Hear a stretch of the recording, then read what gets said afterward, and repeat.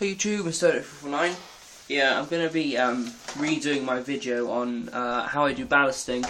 I did one a little while ago, but since then I've changed the technique I use. I think it wastes a little less than what I used to. I also think it's a bit better. It's pretty much similar, but anyway, yeah, I'll just redo it.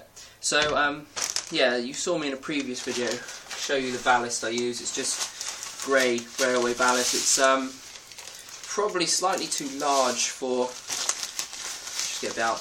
It's probably slightly too large for 00 gauge layouts, but that doesn't bother me as I've used it for the whole way around the layout. So yeah, it should be right. Now, yeah. So yeah. Just before I begin, I'll say I brought some of these clips here. Let's hopefully hold that one this time. Yeah, a few of these clips, so I'll be able to sort out the wiring, the bus wire. I should hopefully get that done in the next update. So let's just get moving with this now then. So yeah, this is just a little bit on the bridge, which I've just left open at the moment. But it's all basically the only differences I do is I put a pile, one on either side. I then use my fingers. The thing underneath is just to catch any loose stuff. Then the basic difference is I then use my fingers to run along the track, pushing any loose ballast out the way. And the aim is you want to have ballast in between all the rails, but you want to be able to see all the plastic. The black plastic should be completely clear. That way there's nothing. There'll be no ballast over the top of the layout. There'll be no ballast over the black that will obstruct the loco's wheels. So yeah, it's slightly more time consuming. My old method was just grabbing a brush and going over it, but I found that missed quite a few areas.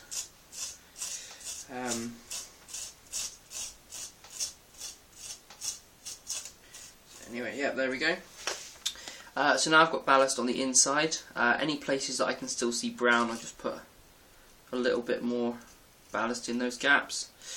Cover it up quite nicely. There we go.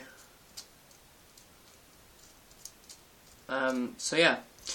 So obviously once you're on the inside, you have to do the outside of the track. It's exactly the same. I get about 10 mil or so of ballast. 10 mil from the rails, that is usually. And it's the same technique. You want to have ballast in between all the track, but trying to keep the black as clear as possible.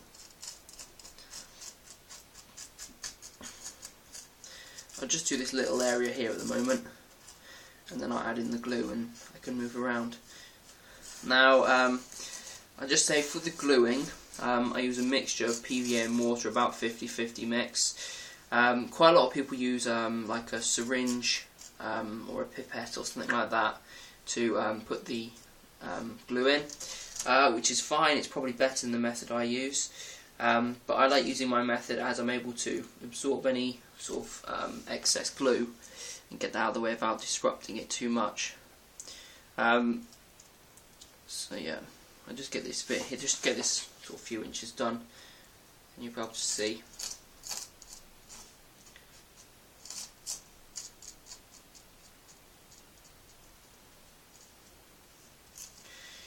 So I'm liking the look on that side at the moment. I've got to just do the rest of it all the way down and repeat it on the other side. So I'm just going to do the other side very quickly and yeah, get this down. Now the reason I stopped using a paintbrush to remove any ballast was because it just quite simply flicked away all the large bits of the granite. This meant that there were obviously places where you could still see the wood beneath. Now those areas there obviously meant I had to go over it again. I just thought it's just a way. Basically, it was just wasting time. So I'd have to go over like the whole lot again and manually fill in all the gaps. But it worked out if I used my finger instead, I was able to just to control it a bit more. It didn't. I obviously didn't flick away all the big bits like I used to. I think it was quite good as well once it's done. So yeah, I'm just going to put a bit of glue from about there to about here. And we'll have a look at that then. So yeah, so this here is basically just the last bit of ballasting I need to do on the main line. There's a little bit to do on one siding, but I'm not quite sure what I'm going to do with that siding at the moment, so we might sort of change that little area a little bit. So yeah, this is just the last of the ballasting. I thought I'd just do another little rework video on it. So what I'm doing at the moment is trying to remove any excess where it's a bit too thick. And if I put it all back in here, then I can reuse it again down at this end.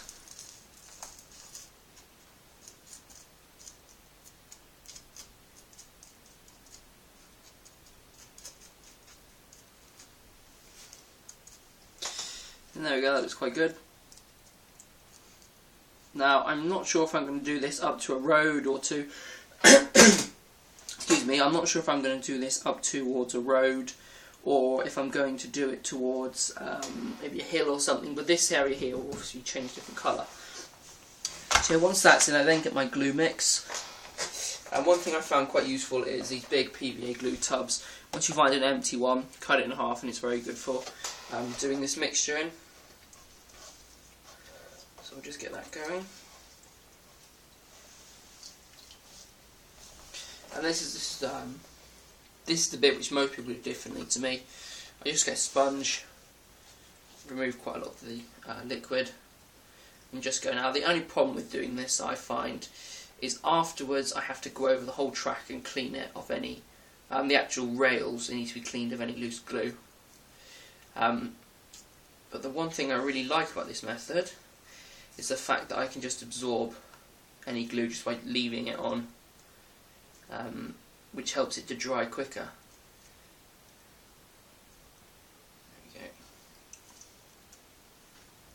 So just do a little stretch on both sides.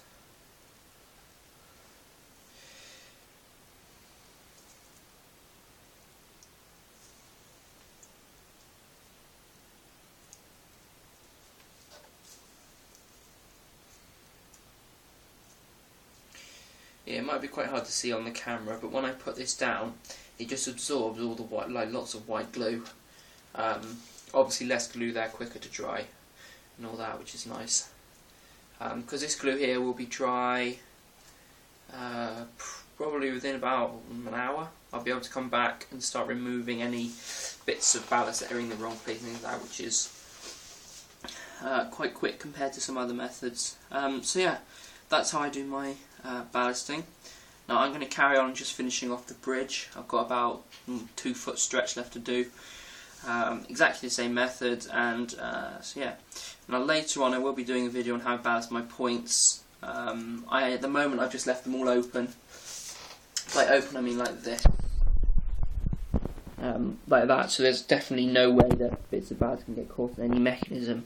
Because I think the best way to do it is almost manually dropping in 1 or 2 bits of ballast at once. Yeah, that's pretty much it. I've got my bus wire to do. Yeah, I hope I'll be doing another upload videos. Thanks for watching. Any comments or anything, as always, please leave below, and just check out my channel. If you like what you see there, then please subscribe. Thanks for watching.